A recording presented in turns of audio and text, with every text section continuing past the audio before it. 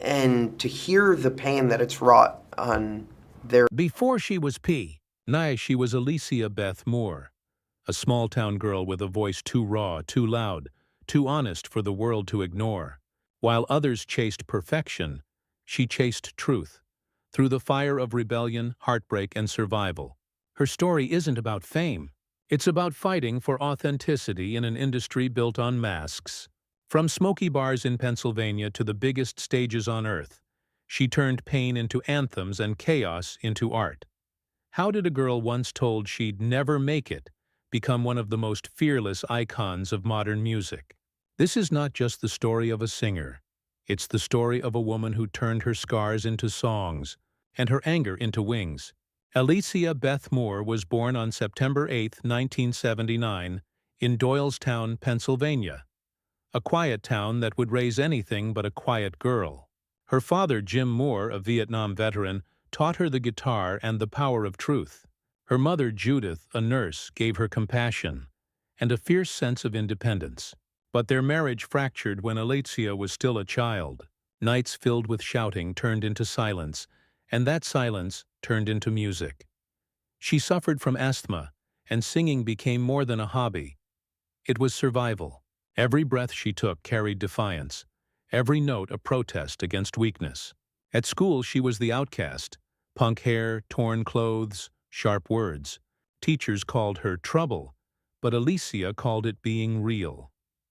While other girls wrote in diaries, she wrote lyrics. She poured her pain onto paper, dreaming of stages where her voice could finally matter. In those small-town corners, a future superstar was forming, not from privilege or perfection, but from rebellion, heartbreak, and a burning need to be heard. At 16, Alecia was performing in Philadelphia nightclubs, her voice raspy and raw, her lyrics unapologetic. She wasn't there to fit in. She was there to be heard.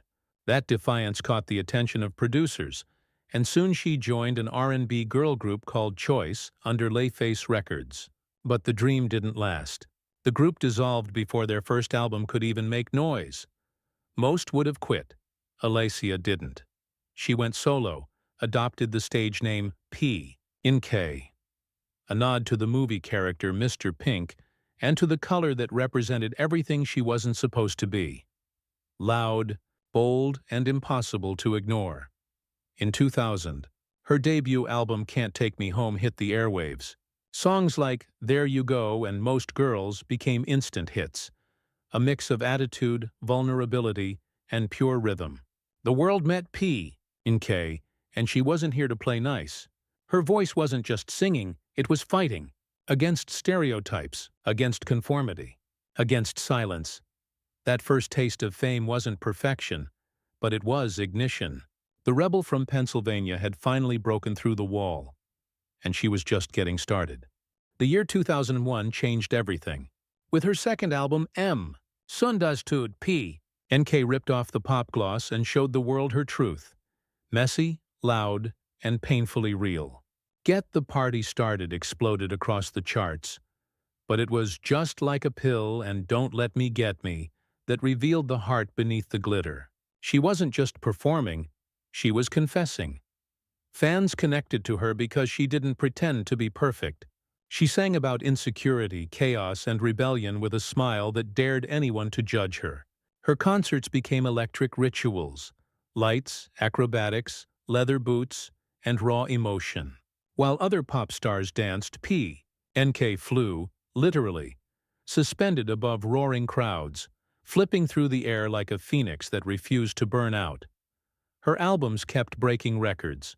Try This, 2003, I'm Not Dead, 2006, and Funhouse, 2008, turned pain into poetry and heartache into stadium anthems.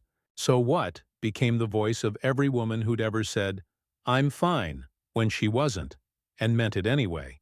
Each song was a battle cry for the misfits, the broken, and the fearless. By the late 2000s, NK wasn't just a singer, she was a force of nature.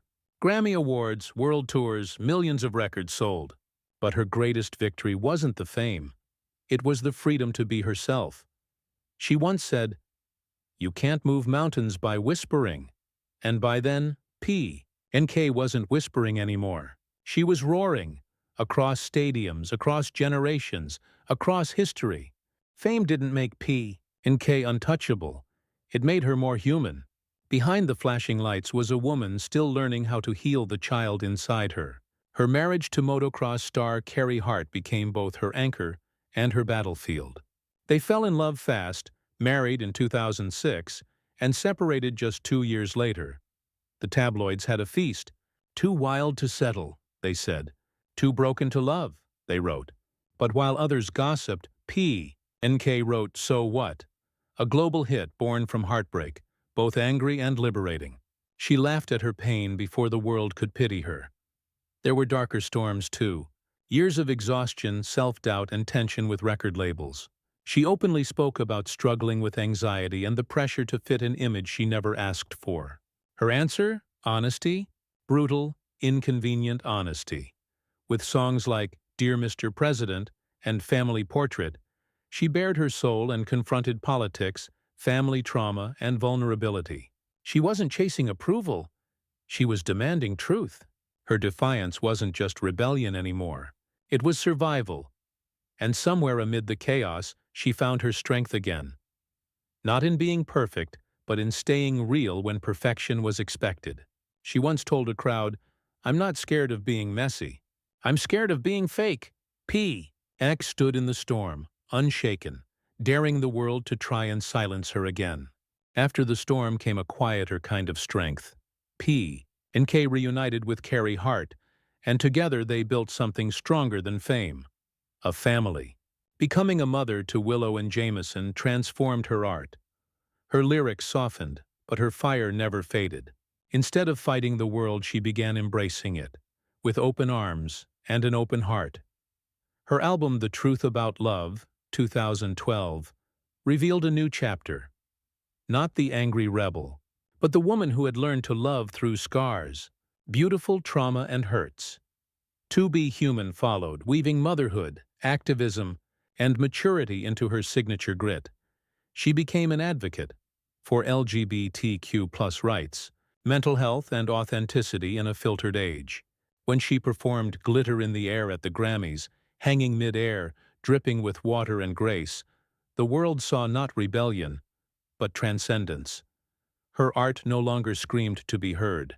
It soared to be understood. NK had evolved. From chaos to clarity, from fighter to philosopher, from rebel to role model. 2 decades after her first song hit the airwaves, NK stands as one of the most influential artists of her generation. Not because she was flawless, but because she was fearless. She sold over 60 million albums, earned 3 Grammys, and redefined what strength looks like for women in music. But beyond the numbers, she gave the world something rarer: permission to be imperfect. Her voice still cuts through noise like a scar that refuses to fade. She taught millions that rebellion isn't chaos, it's honesty. That love can coexist with anger. That art can be both defiant and healing. NK once said, "I don't want to be a perfect role model. I want to be a real one." And she is, because her story is not about fame. It's about freedom. And her journey proves that vulnerability is the loudest kind of strength. If NK's story inspired you, don't forget to like, share, and subscribe. And join us for more untold Hollywood stories of the stars who dared to stay real.